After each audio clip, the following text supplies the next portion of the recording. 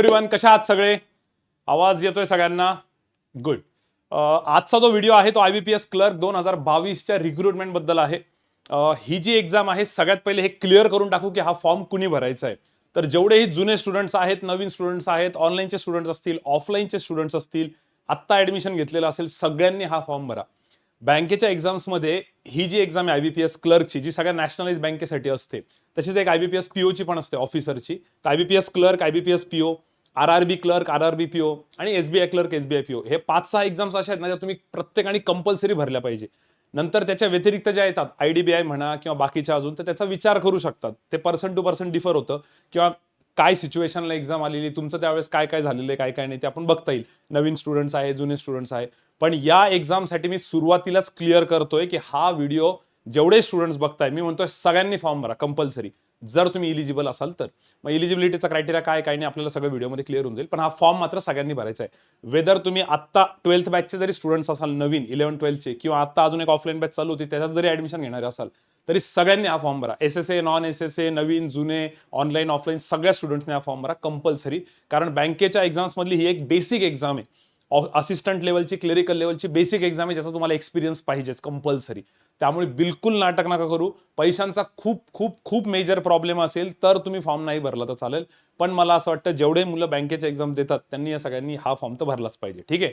जर कोणी MBA CET prepare करणारा हा व्हिडिओ बघत असेल तर त्यांनी पण हा फॉर्म भरा. इनफॅक्ट सगळ्यांनी एक एक्झाम ट्राय करायला पाहिजे, काही प्रॉब्लेम नाही. ठीक आहे. आता बाकीच्या ज्या काही डिटेल आहेत त्या आपण एकदा बघून घेऊ. सगळ्यात पहिला मेजर जो चेंज असतो या एक्झाममध्ये बाकी एक्झाम्सपेक्षा, याच्यामध्ये तुम्हाला बँकेचे प्रेफरन्सेस टाकावं लागतात. बाकी तर एजचा क्रायटेरिया, फोटो अपलोड करणं, हे ते सगळं नॉर्मल तुम्हाला माहिती असेल किंवा बऱ्याच जणांना त्या गोष्टी एवढ्या काही विशेष नाही वाटत. पण हा एक असा फॉर्म आहे ज्याच्यामध्ये तुम्हाला बँकेचे प्रेफरन्स टाकावं लागतात आणि त्याच्यानुसार भरपूर काही डिसिजन तुमचं चेंज होऊ शकतं पुढचं. त्याच्यामुळे मी सुरुवातीला पहिल्या स्लाइडवरतीच बँक प्रेफरन्स टाकलेले आहेत, हे एकदा व्यवस्थित बघून घ्या. हे जे बँक प्रेफरन्सेस आहेत, हे बँक प्रेफरन्सेस जे आपले सिनियर स्टुडंट्स आहेत बँकेमध्ये, ज्यांना 5-5, 6-6 वर्ष झाले, ज्यांना 2 वर्ष झाले, जे आता लेटेस्ट जॉईन झाले, जे मर्ज होऊन दुसऱ्या बँकमध्ये गेले होते, जसं की फॉर एक्झाम्पल एखादा स्टुडंट सिंडिकेट बँकेत होता, जो की नंतर मर्जर नंतर कॅनरा बँकेत गेला, तर मग तिकडचं काय सिच्युएशन आहे आणि सध्याचं मार्केटमध्ये कसं काय चाललंय बँकेचं वातावरण, या सगळ्या गोष्टींची चर्चा करून आम्ही हे सगळे प्रेफरन्सेस बनवलेले आहेत. ठीक आहे. तरी पण इथे एक नोट टाकलेली आहे की हे जे प्रेफरन्सेस आहे हे क्लासनी तुम्हाला दिलेले आहेत, पण आमच्या बेस्टमधल्या बेस्ट नॉलेजनी आम्ही सगळं डिस्कशन करून हे सगळं बनवलेलं आहे.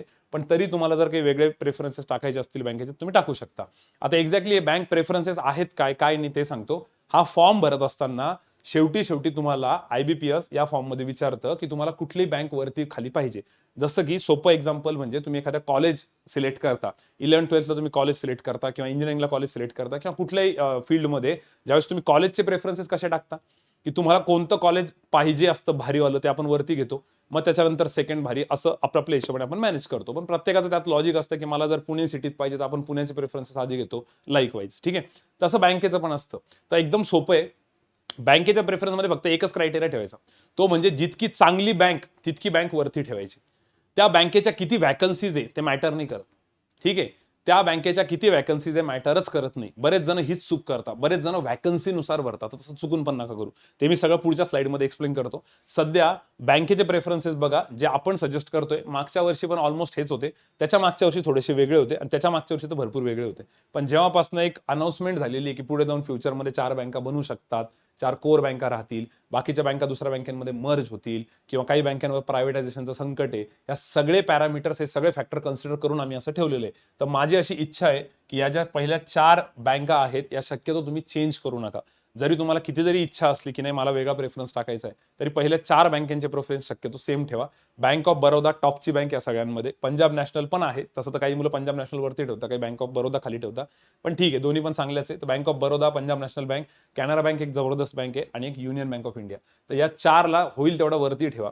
जर यदा कदाचित फ्युचरमध्ये असं झालं की सगळ्या बँका एकमेकांमध्ये मर्ज होत गेल्या आणि शेवटी 4च बँका उरल्या, जे की काही दिवसापूर्वी एक न्यूज चालली होती की आता पुढे फ्युचरमध्ये फक्त SBI आणि अजून 4च बँका राहतील, बाकी सगळ्या बँका एकमेकांमध्ये मर्ज होतील, ठीक आहे. तसं जर झालं तर बऱ्याच जणांचं असं म्हणणं आहे की ह्याच त्या 4 बँका राहतील वरती. त्यामुळे शक्यतो असं ट्राय करा की तुम्ही ज्या पहिल्या 4 बँका टाकतायत ना, त्या अशा टाका की ज्या फ्युचरमध्ये राहू शकतात. 4 म्हणजे किती पण ज्या पेरेंट्स बँका म्हणून पुढे वर्क करतील. पेरेंट्स बँका म्हणजे कसं, जसं की आता बघा याच्यामध्ये कॅनरा बँक आहे. आधी एक इथं सिंडिकेट बँक पण होती. आधी जवळपास 18, 20, 21 बँका होत्या. पण हळूहळू सगळ्या मर्ज झाल्या. आता सिंडिकेट बँकेचं याच्यात नाव नाही दिसत आहे. सिंडिकेट बँक कॅनरा बँकेमध्ये मर्ज झाली. एक आंध्रा बँक होती. ती आंध्रा बँक या युनियन बँकेमध्ये मर्ज झाली. ठीक आहे. अशा भरपूर बँका आहेत ज्या मर्ज होत गेले पुढे फ्युचरमध्ये. तर त्यामुळे आपल्याला अशी बँक टाकावं लागेल की ज्याच्यामध्ये दुसरी बँक येऊ शकते. अशी नको की तुमचीच बँक दुसऱ्या बँकेत मर्ज झाली. ठीक आहे. तर तुमची पेरेंट्स बँक पाहिजे. शक्यतो ट्राय करायचं की पेरेंट्स बँक. बरेच जण असं ॲक्वायर करतात बघा दुसऱ्या बँकेनं. तर आपली बँक दुसऱ्याला ॲक्वायर करेल या हिशोबाने आपण प्रेफरन्सेस टाकू. ज्या बँकेचं फ्युचर थोडंसं हेल्दी आहे, त्याची बॅलन्स शीट थोडीशी चांगली आहे किंवा बाकीच्या गोष्टी. आता कसं आहे, सगळ्या गोष्टी आपल्याला इथून कळत नाही, पण जे मुलं तिथं वर्क करतात, ज्या बँकेचं वर्क कल्चर चांगलं आहे, वर्क कल्चरचा पण विचार केला जातो. तर या बँकेचं वर्क कल्चर खूप चांगलं आहे. बँक ऑफ बरोदा असो, पंजाब नॅशनल बँक असो, कॅनरा बँक असो, यांचं वर्क कल्चर, वर्क इथिक्स खूप छान आहेत as compare to other banks, असं मुलांचा फीडबॅक आहे. जेवढे पण आपले स्टुडंट्स आहे मागच्या 5-6 वर्षांपासून तुम्ही व्हिडिओच्या स्टार्टिंगला बघितले असतील बघा, आम्ही बऱ्याच जणांशी कम्युनिकेट केलं, त्यांच्याशी चर्चा केली, त्याच्यानंतर हे डिसिजन घेतलं. पण यावेळेसच्या चर्चेला एवढा काही अर्थ नव्हता, कारण यावर्षी चेंजेस नाही झाले, की जे मागच्या वर्षी होते ऑलमोस्ट तेच राहिले प्रेफरन्सेस. त्याच्या अगोदर चेंज झाले होते. आता बँक ऑफ महाराष्ट्र आपण थोडंसं आधी वरती घ्यायचो, पण आता बँक ऑफ महाराष्ट्र थोडं खाली टाकले. बँक ऑफ इंडिया याच्या भरपूर प्रेझेन्स आहे याचा बऱ्यापैकी, त्यामुळे तुम्हाला पोस्टिंगचा इतका इश्यू येत नाही शक्यतो. पण आता पोस्टिंग बद्दल मी थोडं नंतरच बोलतो, आता नाही सांगत. बँक ऑफ इंडिया झालं, त्यानंतर central bank of India bank, त्यानंतर इंडियन बँक. ठीक आहे. ह्या तीनचा एक टप्पा राहील. हे 4, त्यानंतर हे 3 आणि हे जे आहेत ना, यांच्यावर थोडंसं प्रायव्हेटायझेशनचं म्हटलं जात होतं, पण त्याच्यातही काही भरोसा नाही दिसत आहे. ही न्यूज किती 3 वर्षापासून चालूच आहे कोरोनापासून, पण अजून तसं काही वाटत नाहीये. तर तुम्ही आता कसं आहे, अति जास्त पण नका विचार करू, पण एक चांगला विचार तर केला पाहिजे की बाबा आपली गडबड नको व्हायला काही. त्यामुळे मला असं वाटतंय की या 4 मध्ये तर तुम्ही चेंजेस करू नका. याच्यानंतर तुम्हाला काही करायचे तर करा. पण ज्या मुलांना क्लासवरती थोडाफार विश्वास आहे, क्लासचं तुम्ही सगळं ऐकता, तुम्हाला असं वाटतं की सर आम्हाला यातलं काही जास्त कळत नाही, तुम्ही जसं सांगाल तसं आम्ही करू, तर शक्यतो असे बँकेचे प्रेफरन्स टाकायला काही हरकत नाहीये. ठीक आहे. याचं बाकी दुसरं रिझन असं असतं की यांचा जो डॉमिनन्स आहे ना, हा थोडासा साऊथला किंवा नॉर्थला अशा टाईपला असतो. बऱ्याच जणांचा वेस्टला. आता युको बँक म्हणजे एक कोलकाता साईडचं झालं. त्यानंतर पंजाब अँड सिंध झालं किंवा ओव्हरसीज झालं, इंडियन ओव्हरसीज. काही साऊथचा डॉमिनन्स असतो. तर आम्ही महाराष्ट्रात पण त्यांचा किती प्रेझेन्स आहे ते पण बघतो. तसं तर ही क्लेरिकलची पोस्ट आहे. क्लेरिकलची पोस्ट म्हटल्यानंतर तुम्हाला महाराष्ट्राच्या बाहेर पोस्टिंग भेटत नाही. क्लेरिकलची जी पोस्ट असते त्याच्यामध्ये तुम्हाला फक्त महाराष्ट्रातच पोस्टिंग असते, तुमच्या स्टेटमध्ये. आणि ऑफिसरची जी असते त्याच्यामध्ये तुम्ही बाहेर जाऊ शकता. ठीक आहे.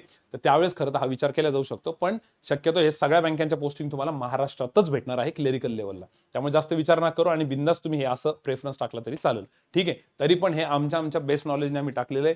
कधी मध्ये छोट्या मोठ्या गडबडी होऊ शकतात. ठीक आहे. आता याच्यामध्ये मुलांचा सगळ्यात पहिला प्रश्न हा असतो की सर आम्हाला घराजवळ पोस्टिंग भेटेल अशी एखादी बँक सांगा कोणती आहे. आता कसं झालेलं आहे, तशी तर गॅरंटी कशाचीच राहिलेली नाही. बँक ऑफ महाराष्ट्राचं बरेच जण म्हणतात, कारण बँक ऑफ महाराष्ट्र मुंबईत वगैरे शक्यतो फेकत नाही. पण बँक ऑफ महाराष्ट्रावरती जे बाकीचे दुसरे संकट आलेले आहेत प्रायव्हेटायझेशनचं असं म्हटलं जातं, त्यामुळे मुलं मग तो प्रेफरन्स टाकत नाही. आणि बँक ऑफ इंडिया जो आहे त्याचा प्रेझेन्स खूप आहे, भरपूर आहे. पण आता बँक ऑफ इंडियाचं पण कसं झालेलं आहे, शक्यतो स्टार्टिंगला ना ते तुम्हाला मुंबईतच फेकता. आणि मुंबईत जे तुमचे आता सिनियर असतील, म्हणजे आपल्याच क्लासचा एखादा एक्झाम्पल घ्यायचं, तो विशाल शेळके म्हणून आहे, तो आता मुंबईमध्ये. आता त्याचं किती दिवसापासून समजा ट्राय चालू असेल की बाबा मुंबई झाल्यानंतर मी 3-4 वर्षानंतर माझं बुलढाणा साईडला निघून जाईल किंवा मालेगाव साईडला किंवा मलकापूर, मेहकर साईडला जाईल. आता त्याला जर इकडे यायचं असेल तर तिकडे कोणाच तरी जागा टाकावं लागेल ना. त्यामुळे शक्यतो असं होऊन जातं, बँक ऑफ बरोदा असो, पंजाब नॅशनल असो, बँक ऑफ इंडिया असो, शक्यतो स्टार्टिंगला ते मुंबईतच टाकतात आणि त्याच्यानंतर मग तुम्हाला इकडे शिफ्ट करावं लागतं. ते बघा, ह्या गोष्टी तुमच्या हातात नाही, पण ॲटलीस्ट चांगली बँक घेणं हातात आहे. 2-3 वर्ष इकडच्या तिकडच्या ठिकाणी काढायला काही हरकत नाहीये. किंवा बऱ्याच वेळेस कोकण साईडला टाकतात विदर्भाच्या मुलांना, विदर्भाला कोकण साईड, असं वाईस वर्सा उलटं वगैरे होत राहतं. पण तुम्ही शक्यतो असा विचार करा की लॉंग टर्मचा बघा. लॉंग टर्मसाठी तुम्हाला बँकेने साथ दिली पाहिजे, प्रॉब्लेम्स नको व्हायला. त्यांच्या इंटरनल प्रमोशन पॉलिसीज, त्यांची वेज रिव्हिजन, हे सगळ्या गोष्टी प्रॉपर पाहिजे. तर तुम्ही तो एक विचार करायला पाहिजे. तर आम्ही तो सगळा विचार केलाय. आता ते सगळं इथं एक्सप्लेन करण्यात की पॉईंट नाहीये. तुम्ही बिंदास याच्यावरती भरोसा ठेवून करू शकता. पण याच्या व्यतिरिक्त जर काही जणांना असं वाटलं की सर माझा भाऊ, बहीण, माझा मित्र, मैत्रीण ते पण बँकेत आहे, त्यांनी मला सांगितलं की नाही असं नाही, असं टाक, तर तुमची इच्छा, तुम्ही तसं टाकू शकता, काही प्रॉब्लेम नाहीये.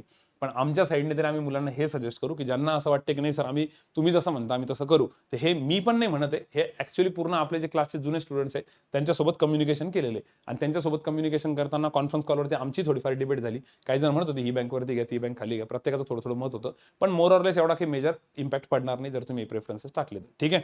तर हे बँकेचे प्रेफरन्सेस आहे, हे तुम्हाला सगळ्यात शेवटी टाकायचे फॉर्म भरताना, जेव्हा तुम्ही फॉर्म भराल.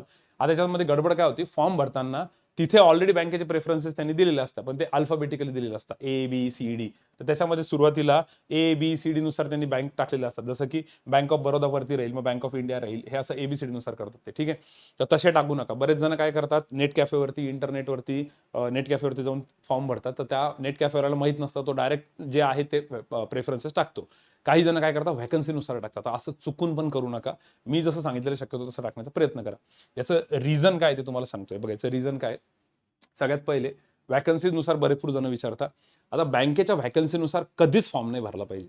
समजा युको बँकला सगळ्यात जास्त व्हॅकन्सीज आहे, तर तुम्ही काय युको बँक सुरुवातीला टाकणार का? तुम्ही कॉलेजचा विचार करा. समजा एक 5 नंबरचं कॉलेज आहे ज्याच्यामध्ये 100 सीट्स व्हॅकंट आहे, आणि एक नंबरचं कॉलेज आहे ज्याच्यामध्ये 5च सीट व्हॅकंट आहे.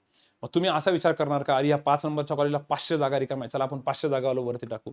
जरी तुम्ही ते वरती टाकलं ना 500 व्हॅकन्सीवालं, तर प्रॉब्लेम हा आहे की तुमचा नंबर आल्यानंतर ते बघतील की अरे दोन्ही कॉलेजला सीट रिकाम्या आहे, पण याचं म्हणणं आहे की मला 5व्या नंबरचं कॉलेज पाहिजे, तुम्हाला ते कॉलेज भेटून जाईल.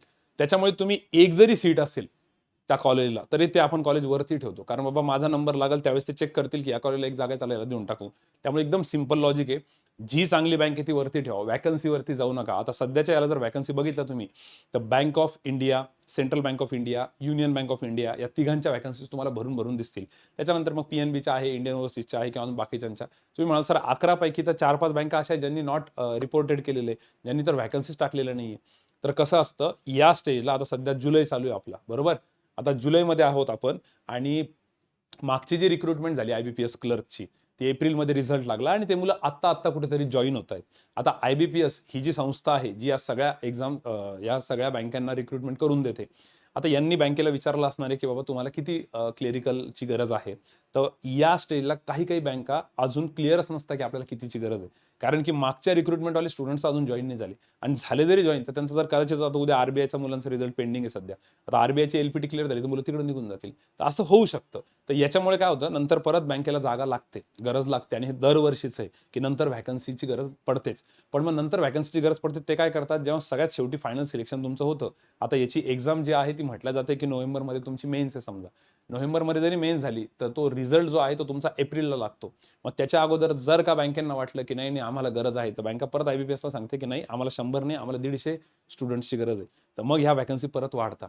त्याच्यामुळे जरी तुम्हाला इथं काही बँकांच्या व्हॅकन्सीज अशा दिसत असतील, इथं म्हणजे मी आता ते नोटिफिकेशन इथं नाही ठेवलेलं, पण ज्यांनी नोटिफिकेशन बघितलं असेल ते आपल्या टेलिग्राम चॅनलवरती आहे, त्याच्यात काही बँकांच्या व्हॅकन्सी तुम्हाला 0 दिसत असतील, तर त्या 0 जरी असल्या तर असा नका विचार करू. आता नेट कॅफेवाले असंच सांगतात मुलांना. मी एवढं क्लिअर का सांगतोय, भरपूर नवीन स्टुडंट आहे, त्यांनी या बेसिक बारीक गोष्टी ऐका, कारण की तुम्हाला बरेच जण डायव्हर्ट करतात. नेट कॅफेवाले तर असंच सांगतात की अरे इथं व्हॅकन्सीज नाही, ही बँक कशाला टाकतो, ही बँक टाक.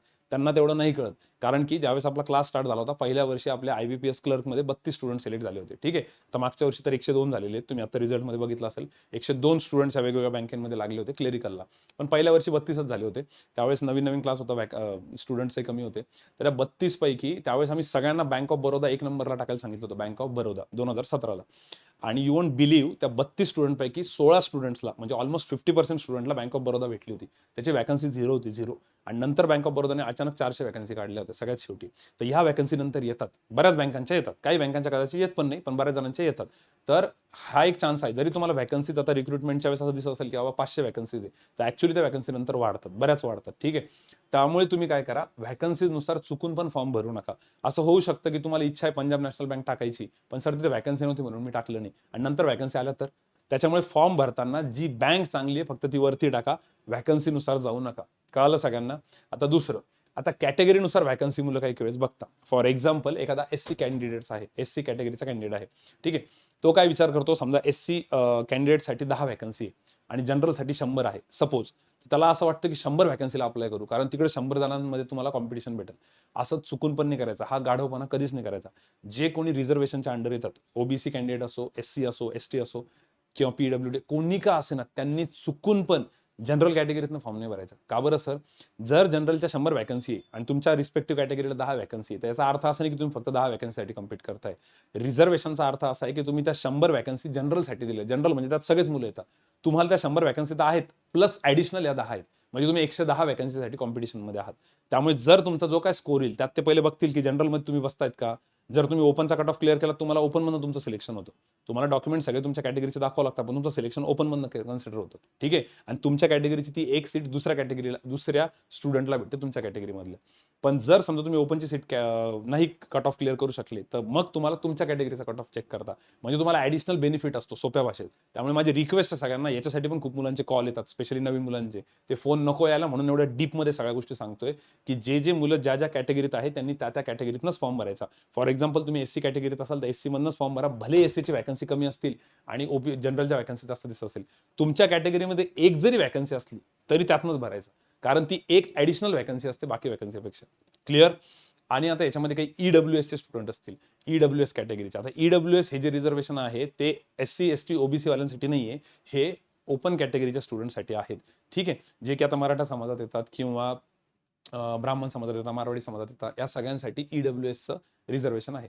पण या EWSच्या रिझर्वेशनचं मुलांना असं वाटतं की सर आम्ही कट ऑफ बघितले, ऑलमोस्ट प्रीचे कट ऑफ सेमच होते, कोण रिकामं ते EWSचं सर्टिफिकेट काढत बसल, जाऊ दे आम्ही ओपनमधूनच भरतो. असं जरी तुम्हाला वाटत असेल तर प्रीचा कट ऑफ जरी सेम असला तर मेन्सच्या कट ऑफमध्ये फरक असतो आणि एकेका मार्कवरती लाख लाख मुलं असतात. त्याच्यामुळे जर EWSचं सर्टिफिकेट तुम्हाला भेटत असेल, लाईक तुम्ही त्या क्रायटेरियात बसत असाल, कारण त्याच्यामध्ये 5 एकर जमिनीपेक्षा कमी पाहिजे असते, 5 एकरपेक्षा जमीन, तुमचं घराचं जे एरिया आहे तो इतक्या कमी पाहिजे, हे सगळं नोटिफिकेशनमध्ये दिलेलं आहे. किंवा तुम्ही सेतू सुविधा केंद्रावरती जा किंवा तुमच्या तहसीलला जाऊन एकदा चेक करा, तिथं काय काय रूल आहे, तुम्ही त्यात बसता का. पण जर तुम्ही EWS मध्ये बसत असाल तर माझी रिक्वेस्ट आहे की तुम्ही त्यातनं फॉर्म भरा, कारण पुढे गेल्यानंतर मुलं म्हणता आम्हाला माहीतच नव्हतं सर, आम्हाला पण हे सर्टिफिकेट भेटू शकत होतं आणि जर आम्ही EWS कॅटेगरीत गेलो असतो तर आज आमचं सिलेक्शन झालं असतं. कारण जरी प्रीला एवढा फरक नसेल पडत तर मेन्सला बराच फरक पडतो. आणि मी परत बोललो, एकेका मार्कवरती भरपूर मुलं असतात, त्यामुळे तुम्हाला फायदा होईल. तर ज्यांना ज्यांना ज्या कॅटेगरीत तुम्ही बसताय त्याचा फायदा घ्या. पण EWS वाल्यांना याचा मार्क्स रिलेटेड थोडासा फायदा आहे आणि बाकी जो फायदा असतो एजचा वगैरे तो नसतो. तर एजचं मी तुम्हाला पुढे सांगतो त्याच्यावर काय आहे काय नाही. पण EWSचं कळालं. आता EWS मध्ये पण मुलांचं कधी-कधी कन्फ्युजन काय होतं, की EWS मध्ये समजा 15च व्हॅकन्सी दिलेल्या आहे आणि सर मी तर तसा आधी जनरल कॅटेगरीत होतो. जनरलच्या तर 50 व्हॅकन्सी आहे आणि EWSच्या तर 15च आहे. तर मी जनरलमधनं भरतो. तसा गाढवपणा करू नका. EWSच्या 15 म्हणजे तुम्हाला जनरलच्या 50 प्लस EWSच्या 15 अशा 65 व्हॅकन्सीसाठी 65 जागांसाठी तुम्हाला ॲप्लिकेशन करायला भेटतंय. त्यामुळे तुम्ही EWS मध्ये असो, ओपनमध्ये, OBC मध्ये असो, SC मध्ये असो का ST मध्ये असो, तुम्ही ज्याही रिझर्वेशनच्या अंडर येतात तुम्ही त्यातनंच फॉर्म भरा. जनरलमधनं नका भरू. बरेच जण असा गाढवपणा करतात आणि त्यामुळे तुमचंच नुकसान होऊन जातं. हे मी इथं क्लिअर बोलतोय, एकदम टोचून बोलतोय, जेणेकरून मुलांना थोडंसं एखादं वाईट वाटेल, पण याच्यात तुमचाच फायदा आहे. आणि तुमचे जे लास्ट मिनिटला कॉल येतात ना, आता बऱ्याच वेळेस तुमचे कॉल येतात त्यावेळेस आम्ही लेक्चरमध्ये असतो. मग तो कॉल बॅक करेपर्यंत एक्झाम फॉर्मची डेट निघून गेलेली असते किंवा वेळ झालेला असतो किंवा तोपर्यंत तुम्ही फॉर्म भरून मोकळे झालेले असता.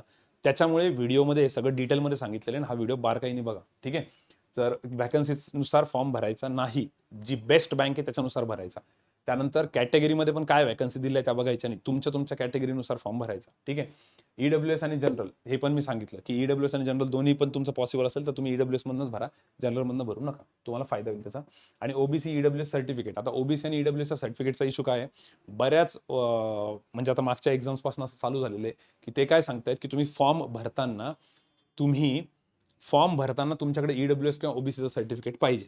आता बऱ्याच मुलांचं कसं होतं, ते काढलेलं नसतं, पण ते टाकून देतात त्याच्यामध्ये EWS किंवा OBC आणि नंतर फॉर्म भरतात.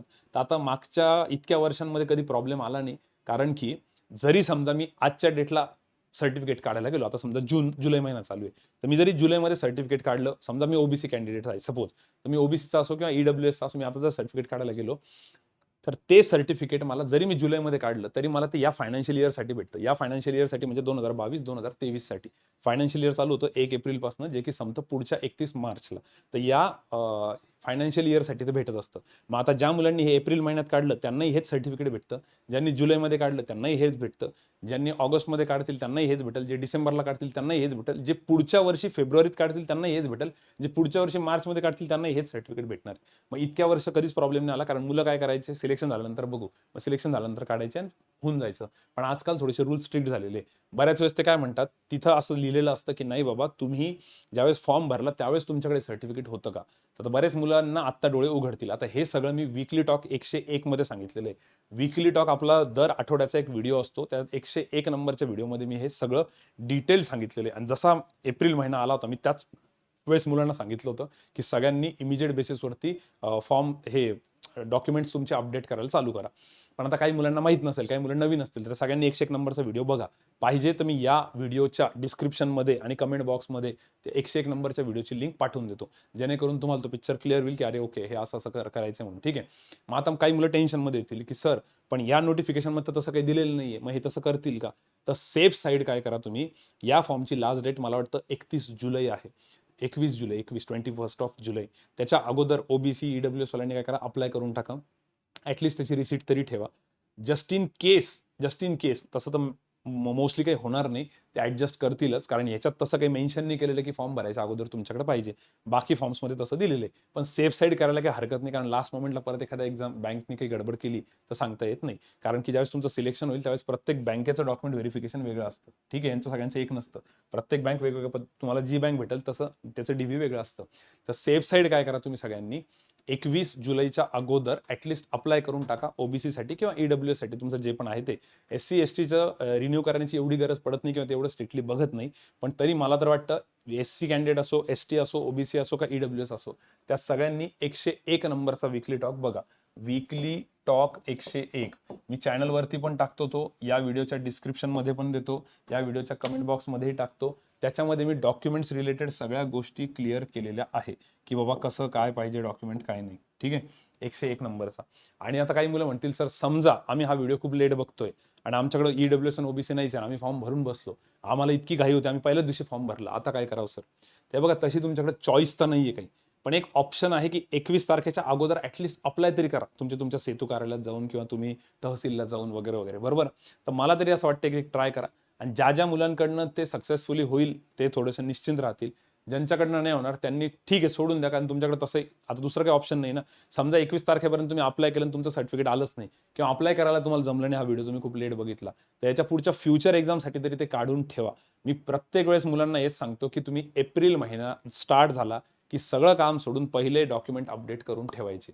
आणि जर तुमचं सिलेक्शन जरी झालं भविष्यामध्ये, तरी पण दर एप्रिल महिन्याला ओबीसी आणि ईडब्ल्यूएस वाल्यांनी रिन्यू करत जा एकेका वर्षासाठी. आता बरेच जण म्हणतील सर तिथं 3 वर्षासाठी असतं, अरे ते स्टेटचं असतं, आपल्याला सेंट्रलचं लागतं. या बँकेच्या सगळ्या एक्झामला सेंट्रलचं सर्टिफिकेट लागतं, ईडब्ल्यूएसचं पण सेंट्रलचं, त्याच्यावर गव्हर्नमेंट ऑफ महाराष्ट्र लिहिलेलं असेल तर गव्हर्नमेंट ऑफ इंडिया पाहिजे तुम्हाला. ईडब्ल्यूएस वाल्यांना पण एकदा चेक करा. ठीक आहे, नसेल तर सेंट्रलसाठी अप्लाय करा, स्टेटच्या याच्यावर ते सेंट्रलसाठी पण घेतात. ठीक आहे, हे सगळं मी डिटेलमध्ये वीकली टॉक 101 मध्ये सांगितलेलं, मी त्याची लिंक पाठवतो. जर पॉसिबल असेल तर हे करा. आणि जर समजा तुमच्याकडे नाहीच झालं तरी आपल्याला फॉर्म तर भरायचाच आहे. ठीक आहे, तरी आपल्याला फॉर्म तर भरायचाच आहे. जरी तुमच्याकडे हे सगळं नसेल, तुम्हाला असं वाटतंय सर मी काय करू मग, तरी फॉर्म भरून टाका, मग नंतर सर्टिफिकेट काढू, कारण त्यात तसं काही मेन्शन केलेलं नाही एक्झामला. पण मी सेफ साईड तुम्हाला हे सगळं सांगत होतो. ठीक आहे, याच्यासाठी परत कॉल नका करू की सर आज 15 तारीख आहे, मला फॉर्म भरायचा आहे, माझ्याकडे ओबीसीचं सर्टिफिकेट नाहीये, पण मी पुढच्या महिन्यात काढणार आहे, ते पुढच्या महिन्यात येणार आहे, मी काय करू? मग फॉर्म भरून टाका. तसं चॉईस नाही तुमच्याकडे. त्याच्यामुळे परत आता या गोष्टीसाठी कॉल नका करू, कारण इतके कॉल येतात ना, 200-300 कॉल तर या पूर्ण टाइम पिरियडमध्ये येऊनच जातं या सर्टिफिकेटसाठी. म्हणून मी इथे एवढा डीपमध्ये सांगतोय. क्लिअर? तर 101 नंबरचा व्हिडिओ आवर्जून आठवणीने बघा, आणि ऑप्शन नसलं तर तुम्हाला फॉर्म भरणंच आहे, त्यात काही विचार नका करू. ठीक आहे, जायचं पुढे. आता द मेन जे होतं डिटेलमध्ये ते मी सांगितलं, त्यानंतर अजून एक ही स्लाइड आहे, नंतर नॉर्मल गोष्टी आपण पटापटा घेऊ. मला ना तहान लागली, एकच मिनिट थांबा. हे पॉईंट्स बघून घ्या तुम्ही, हे सगळे पॉईंट्स आपण डिस्कस करणार आहे.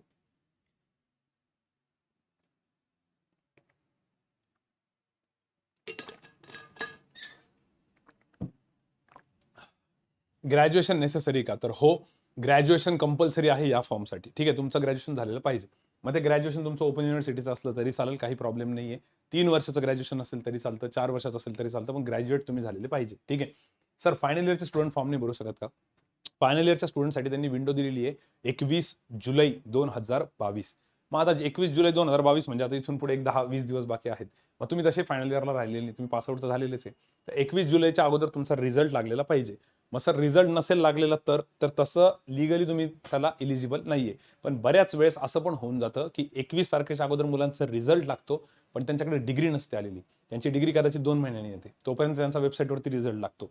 त्यामध्ये त्यांनी एक नोट दिलेली आहे नोटिफिकेशनमध्ये की जर काही जणांचं फक्त वेबसाईटवरतीच रिझल्ट लागत असेल तर त्यांनी त्यांच्या प्रिन्सिपलकडे जाऊन किंवा त्यांच्या इन्स्टिट्यूटकडे जाऊन तसं लिहून आणायचं की आमचा रिझल्ट वेबसाईटवरतीच लागतो आणि हा रिझल्ट आहे, यांचा रिझल्ट लागलेला होता, तरी तुम्हाला अलाउ करतात.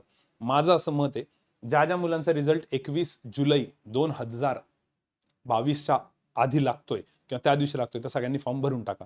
पण सर आमच्या आता डिग्री नाही येणार, मग आम्ही काय करू?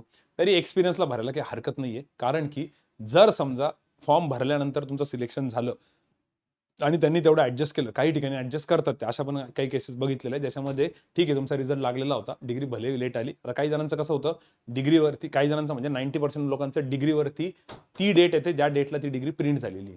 ठीक आहे, रिझल्ट भले आधी लागलेला असतो पण डेट त्याच्यावर वेगळी येऊन जाते, असं पण होतं. तर मग तुमच्याकडे ते एक असतं की प्रोव्हिजनलवरती डेट ही आहे आणि याच्यावरती ही आहे. त्यामुळे सगळ्यात सोपं फायनल इयरच्या स्टुडंटसाठी जर 21 जुलैच्या अगोदर रिझल्ट लागलेला असेल तर बिंदास फॉर्म भरून टाका, काही विचार करू नका. ठीक आहे. आणि सर जर 21 तारखेपर्यंत आमचा रिझल्टच नाही लागला तर आम्ही काय करू?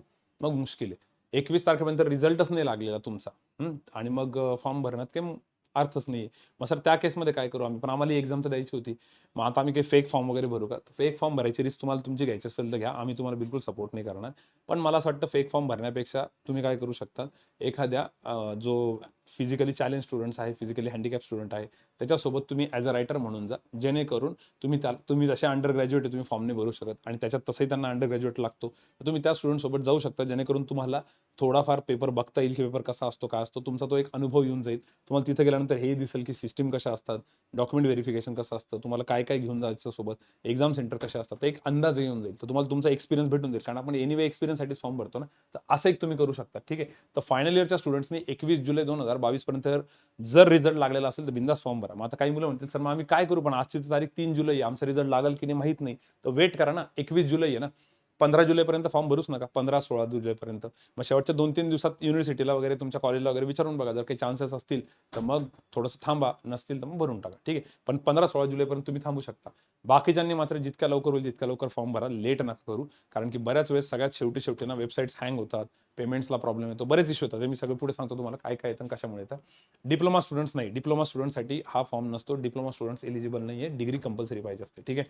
मिनिमम पर्सेंटेज, याच्यामध्ये मिनिमम पर्सेंटेजचा काहीच क्रायटेरिया नाही. तुम्ही जस्ट पास झालेले असाल तरी चालतं. जर तुमची पासिंग 35% असेल आणि तुम्हाला 36% असेल तरी चालतं, किंवा 40% असेल आणि तुम्हाला 42% तरी चालतं. पर्सेंटेजचा कुठलाही क्रायटेरिया नाहीये. पण त्याच्यामध्ये पर्सेंटेज जे तुम्ही टाकताय ते पर्सेंटेज तुम्हाला तुमचा ॲग्रिगेट टाकायचा असतो 4ही वर्षांचा, किंवा जर तुमचं ग्रॅज्युएशन 3 वर्षाचं असेल तर 3 वर्षांचं, किंवा जे डिप्लोमा होल्डर्स इंजिनिअरिंगला आलेले त्यांचे पण 3च वर्ष होतात, तर त्या 3 वर्षांचं तुमचं जे पण पर्सेंटेज तुम्ही टाकताय तो ॲग्रिगेट टाकावा लागतो. आता बऱ्याच युनिव्हर्सिटीजमध्ये मार्कशीटवरती जे मार्क्स येतात ते तुमचे फायनल इयरचे येतात. काही युनिव्हर्सिटीजमध्ये शेवटच्या 2 वर्षाचे येतात. काही युनिव्हर्सिटीजमध्ये पूर्ण ॲग्रिगेट येतो, व्हॅरी होतं. पण तुम्ही एक्झाम फॉर्म भरत असताना त्याच्यामध्ये पूर्ण ॲग्रिगेटच टाका, कारण त्यांनी तसं त्यात मेन्शन केलेलं आहे. आता बऱ्याच मुलांचं हे म्हणणं असतं की सर ॲग्रिगेट कसा काढायचा? ॲग्रिगेट काढण्यासाठी तुम्हाला काय करावं लागतं, तुमचे पूर्ण, आता समजा मी इंजिनियर आहे आणि माझे 4 वर्षाची इंजिनिअरिंग आहे आणि 8 सेमिस्टर आहे. मी 8ही सेमिस्टरच्या माझ्या मार्क्सची टोटल करेल आणि ते 8ही सेमिस्टरचे मार्क्स किती पैकी होते. समजा प्रत्येक सेमिस्टर 500-500 मार्क्स आहे, तर 500-500-500 8 वेळेस किती झाले? 4000. तर 4000 पैकी मला किती मार्क्स भेटले? समजा 3000 मार्क्स भेटले. तर 4000च्या डोक्यावर 3000 गुणिले 100. 4000 पैकी 3000 तर 100 पैकी किती? असं तुम्ही कॅल्क्युलेट करू शकता आणि मग तुमचे पर्सेंटेज काढू शकता, जे की 75% येईल त्या केसमध्ये. तुमचे जे पण येतो ॲग्रिगेट तो काढून ठेवा आणि तुमचा आलेला ॲग्रिगेट कुठेतरी नोट करा किंवा स्वतःला मेल करून ठेवा. कारण हा ॲग्रिगेट तुम्हाला प्रत्येक एक्झाममध्ये टाकावाच लागतो. मग प्रत्येक वेळेस काढत बसायची गरज नाही. ठीक आहे. तर 4ही वर्षांचा ॲग्रिगेटच काढा, फायनल इयरचे मार्क्स शक्यतो टाकू नका. तसं तर पर्सेंटेजचा क्रायटेरिया नाहीच आहे. तुम्ही किती जरी पर्सेंटेज टाकले तर काही मॅटर नाही करत, कारण तुम्ही त्यात असं काही क्रायटेरिया नाही की 60च्या वरती असेल तर तुम्ही फॉर्म नाही भरू शकत. पण सेफ साईड तसं टाका. का बरं सर? कारण ज्यावेळेस डॉक्युमेंट व्हेरिफिकेशन होतं, तर डॉक्युमेंट व्हेरिफिकेशनच्या वेळेस तिथे जे लोक असतात ते बघतात की तुमचं ॲग्रिगेट तुम्ही टाकलाय 55% आणि तुमच्या मार्कशीटवरती तर 45%. मग तुम्ही हे चुकीचं का टाकलं? काही काही लोक सपोर्टिव्ह असतात तर तुम्हाला ऍडजस्ट करतात, काही काही सपोर्टिव्ह नसतात तरी का परत इश्यू करतात.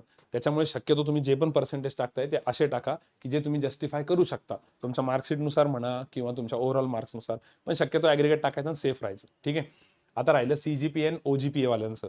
बऱ्याच जणांचं पॉइंटर सिस्टीम असते. आता तिथे समजा त्यांना 7 पॉइंटर आहे, तर काही युनिव्हर्सिटीजमध्ये 7 पॉइंटरचा अर्थ 7 × 9 63% होतो.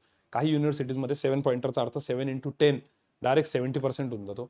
काही युनिव्हर्सिटीजमध्ये 9.5 मल्टिप्लाय करतात. आता तुमच्या युनिव्हर्सिटीजमध्ये कशाने मल्टिप्लाय करतात ते बघा. तुमच्या मार्कशीटच्या शेवटच्या पेजवरती हे सगळं दिलेलं असतं की किती किती पॉइंटरला किती किती असतं म्हणून. काही काही ठिकाणी असं असतं की जर समजा इतका इतका पॉइंटर असेल तर तुम्ही फर्स्ट क्लासमध्ये म्हणजे तुमचे पर्सेंटेज 75 to 100 आहे किंवा 60 to 100 आहे किंवा 65 to 100 आहे. फर्स्ट क्लास पण बऱ्याच ठिकाणी बऱ्याच युनिव्हर्सिटीजमध्ये चेंज होऊन जातो. फर्स्ट क्लास नाही डिस्टिंक्शन, काही ठिकाणी 65 to समथिंग असतं. तर आता असं जर विंडो असेल तुमच्या युनिव्हर्सिटीजमध्ये तर त्या विंडोपैकी कुठलं तरी एक पर्सेंटेज टाकून द्यायचा आणि तिथं त्यांना जस्टिफाय करायचं डॉक्युमेंट व्हेरिफिकेशनच्या वेळेस की मला डिस्टिंक्शन होतं बघा, पण आमच्या डिस्टिंक्शनची ही रेंज होती आणि त्याशिवाय फॉर्म पुढे जात नव्हता, म्हणून मग मी हे असे पर्सेंटेज टाकले. कळालं? कारण याच्यासाठी पण खूप मुलांचे कॉल येतात, म्हणून मी एवढं डिटेलमध्ये सांगितलं. तर सीजीपीए आणि ओजीपीएचं जे कन्व्हर्जन आहे ते तुमच्या तुमच्या युनिव्हर्सिटीनुसार कसं होतं ते बघा. तुम्हाला नसेल माहिती तुमच्या सिनियर्सला विचारा ज्यांनी बँकेची एक्झाम दिलेली आहे. तुमच्या कॉलेजमधून कोणी ना कोणी तर दिली असेल. तुमच्या टीचर लोकांना विचारलं तरी चालतं, पण बऱ्याच वेळेस टीचर लोक थोडंसं स्ट्रिक्टली सांगतात. तुम्ही शक्यतो ह्या पॉईंट ऑफ व्ह्यूने विचार करा की जे तुम्हाला जस्टिफाय करता आलं पाहिजे तुमच्या सिलेक्शन नंतर. तुमचं सिलेक्शन झाल्यानंतर तिथं जो माणूस असतो, आता समजा मीच तिथं डॉक्युमेंट व्हेरिफिकेशनला आहे, आता मला तर बाकी युनिव्हर्सिटीचं माहित नाही की यांचे मार्कशीट कशी असते. बऱ्याच वेळेस तर महाराष्ट्रातले डॉक्युमेंट व्हेरिफिकेशन करायला बिहारचे पण लोक असतात कधी कधी. आता बिहारच्या लोकांना काहीच कळत नाही की ह्या युनिव्हर्सिटीचा मिनिंग काय असतो, यांचं कसं चेक करता. तर खूप वेळ लागतो. तिथं त्यांना सांगता आलं पाहिजे तुम्हाला की बाबा याचे मार्क्स इतके आहे आणि याचे मार्क्स इतके आहे. तर फक्त असेच मार्क्स टाका जे तुम्ही जस्टिफाय करू शकता. आता तुम्हाला पॉईंट आहे 5 आणि तुम्ही पर्सेंटाईल टाकले 90, अति होऊन जातं ना. 5 पॉईंटरला 90% कसे, तर ते जस्टिफाय करता आलं पाहिजे. ठीक आहे. तर बस त्याला कन्वर्ट करा.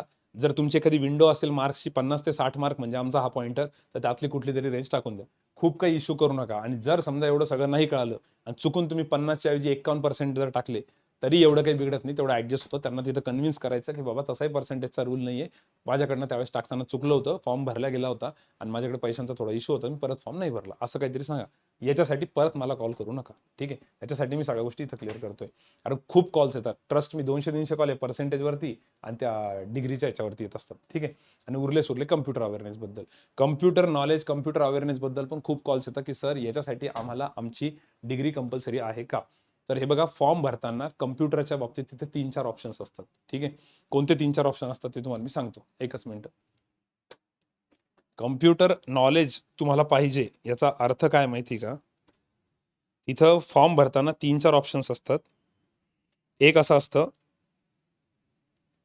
लोकल लँग्वेज आणि कम्प्युटर कंपल्सरी. हां, त्यात ते म्हणतात कम्प्युटर ऑप्शनमध्ये पहिलं ते विचारतात की तुमच्या स्कूलमध्ये कधी कम्प्युटर हा सब्जेक्ट होता का, किंवा तुमच्या कॉलेजमध्ये होता का, किंवा तुम्हाला डिप्लोमाला होता का, किंवा तुम्ही त्यात काही डिप्लोमा कोर्स केला का कम्प्युटरमध्ये, का तुम्ही त्यामध्ये डिग्री केलेली आहे का, तुमच्याकडे एखादं सर्टिफिकेट आहे.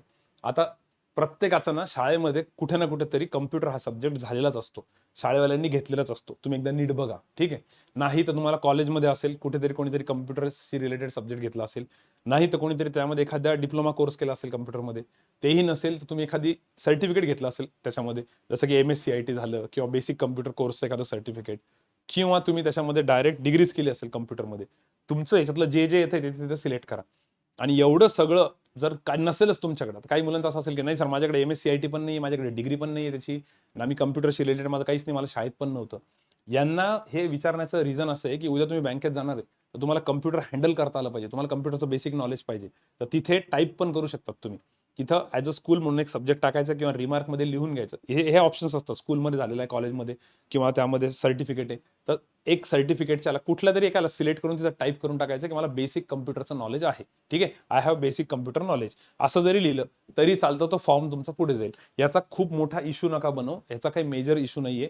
हे आजपर्यंत तरी एवढ्या वर्षांमध्ये असं कधीच नाही झालं की एखाद्याला कम्प्युटरचं त्याच्याकडे MSc ITचं सर्टिफिकेट नाहीये आणि त्याचा कशाचं डिग्री नाही झाली ना, डिप्लोमा झाला आणि त्याला काढून टाकलं बँकेतनं, असं नाही होत. किंवा बँकवाल्यांनी घेतलं नाही, असं होतच नाही. बँकवाल्यांना फक्त एवढं अपेक्षित आहे की बाबा तुम्हाला PC वापरता आला पाहिजे, तुम्हाला जमलं पाहिजे ते सगळं, आणि तेवढं आजकालच्या मुलांना सगळ्यांना जमतं, काही टेन्शन नका. कारण तुम्ही या सगळ्या एक्झाम ज्या आहेत त्या कम्प्युटरवरतीच देता, तेवढं तर सगळ्यांना जमतं. तर याचं काही टेन्शन घेऊ नका, बिंदास तिथे यांच्यापैकी काहीतरी ऑप्शन टाकून द्या. आणि जरी काही इकडचा ऑप्शन तिकडे गेलं तर त्याच्यामुळे काही रिजेक्शन येत नाही, तर एवढा काही मेजर इश्यू नाही आहे. तर याच्यासाठी पण परत कॉल करू नका. खूप कॉल्स येतात, त्याच्यासाठी मी सगळे पॉईंट्स इथे डिटेलमध्ये सांगतोय. ठीक आहे. 1.5च्या स्पीडने तुम्ही हा व्हिडिओ बघा, म्हणजे व्हिडिओ तुमचा पटापटा होईल. मी स्टार्टिंगला सांगायला होतं. आता छोटे छोटे पॉईंट्स आता पटापटा कव्हर करू. आता बघा, एजचं काय आहे. तर एज जे आहे तुमचं ते 1 जुलै 2022 पर्यंत तुमचं एज किती पाहिजे ते बघायचं आपल्याला. 1 जुलै पर्यंत. आजच्या डेटला आज 3 जुलै आहे आणि फॉर्म भरण्याची लास्ट डेट 21 जुलै आहे. पण फॉर्म भरण्याची लास्ट डेट वेगळी आहे, पेमेंटची डेट वेगळी आहे, एज्युकेशनची डेट वेगळी आहे, पण एजची डेट वेगळी आहे. एज जे आहे ते तुमचं 1 जुलै 2022 पर्यंतचं काउंट होणार आहे. ठीक आहे. किती, आता तुमचं जे मिनिमम वय आहे ते त्यांनी 20 वर्ष सांगितलेले. 20 वर्ष म्हणजे मिनिमम 20 वर्ष सांगितले आणि मॅक्झिमम 28 वर्ष ओपनसाठी. म्हणजे तुमचा जो जन्म आहे तो 2 जुलै 1994च्या नंतरचाच पाहिजे. एक तर या दिवशी पाहिजे किंवा याच्या नंतर. आणि मॅक्झिमम तुमचा जन्म जो आहे तो 1 जुलै 2002चा पाहिजे किंवा त्याच्या आधीचा पाहिजे. 1 जुलै 2002च्या आधीचा. ठीक आहे. तर तुमचं जे एज लिमिट आहे ते त्यांनी दिलेलं आहे 20 वर्ष किंवा 28 वर्ष. 20 ते 28 मध्ये. हे कोणासाठी? हे जनरल ओपन कॅटेगरीसाठी. ठीक आहे. आता जर याच्यामध्ये कोणी ओबीसी कॅन्डिडेट असेल तर त्याला +3 3 वर्षाचं रिलॅक्सेशन आहे. 3 वर्षाचं रिलॅक्सेशन म्हणजे 28च्या ऐवजी 31 वर्षापर्यंत चालतं. 31 वर्षापर्यंत. 31 कंप्लीट झालेलं पाहिजे का सर? 31 कंप्लीट झालं त्या दिवशी तर चालेल किंवा त्याच्या अगोदरचं, पण 31 पॉईंट समथिंग नाही पाहिजे. म्हणजे आता 1 जुलै 2022 आहे ना, तर तुमचं याच्या अगोदर जर 30 वर्ष कंप्लीट झालेलं असेल तर मग मुश्किल आहे. याच्या नंतर होणार असेल 30 वर्ष 31 वर्ष तरी चालतं. ठीक आहे. सो ओपन वाल्यांसाठी 28 एज लिमिट आहे. ओबीसी वाल्यांसाठी 31 आहे. 31 कंप्लीट असेल आणि थोडेसे दिवस वरती झालेला असेल तर तुम्ही फॉर्म नाही भरू शकत. कंप्लीट होणार असेल तर ठीक आहे. ठीक आहे. 31 रनिंग असेल तर चालतं. कंप्लीट झालेलं नाही पाहिजे. ठीक आहे. सो ओपन आणि ईडब्ल्यूएस साठी 28, ओबीसी वाल्यांसाठी +3 म्हणजे 31 वर्ष, SC ST साठी +5 म्हणजे 33 वर्षापर्यंत ऑप्शन आहे. पीडब्ल्यूडीचे जे स्टुडंट्स आहे, फिजिकली चॅलेंज, फिजिकली हँडिकॅप, त्यांच्यासाठी 38 आहे. डायव्हर्स वुमेन जे आहेत किंवा ज्यांचं लग्न नाही झालं डायव्हर्स नंतर, त्याच्यामध्ये तो एक क्लॉज असतो. मागच्या वेळेस मला 2-3 जणांनी कम्युनिकेट केलं होतं की सर हे पण सांगत जा त्याच्यामध्ये. तर त्याच्यामध्ये 7 वर्षांचं रिलॅक्सेशन असतं. म्हणजे त्याच्यात जर का तुमची ओपन कॅटेगरी असेल तर मग ते 35 वर्षापर्यंत जाईल. ओबीसी असेल तर 38 पर्यंत जाईल. SC ST असेल तर 40 पर्यंत जाईल. ठीक आहे. एवढं एज लिमिट आहे. एज मध्ये रिलॅक्सेशन आहे. कट ऑफ मध्ये वगैरे नसतं. कट ऑफ मात्र तसेच लागतं, पण एज मध्ये रिलॅक्सेशन आहे. तर हे सगळं एज रिलेटेड आहे. परत एकदा सांगतोय, तुमचा जन्म ओपन कॅटेगरीमध्ये असाल तर 1 जुलै 2002च्या आधीचाच पाहिजे आणि 2 जुलै 1994च्या नंतरचा पाहिजे. आता एखादा स्टुडंट इतका नवीन असतो, तो 12वी नंतरच क्लास जॉईन करून टाकतो. तर एखाद्याच वय 19 वर्ष असेल, 19 वर्षाचे असाल तर तुम्ही फॉर्म भरू शकत नाही. तुमचा जन्म ह्या तारखेला किंवा याच्या नंतरचा पाहिजे आणि तुमचा जन्म ह्या तारखेला किंवा याच्या अगोदरचा पाहिजे. ठीक आहे. आणि जर ओबीसी असेल तर याच्यामधनं 3 मायनस करा, म्हणजे 1999 पासून जरी काउंटिंग केली तरी चालते. ऍक्च्युली ते +3 असतात, पण वय काढण्यासाठी तुम्हाला मागे जावं लागेल. ठीक आहे.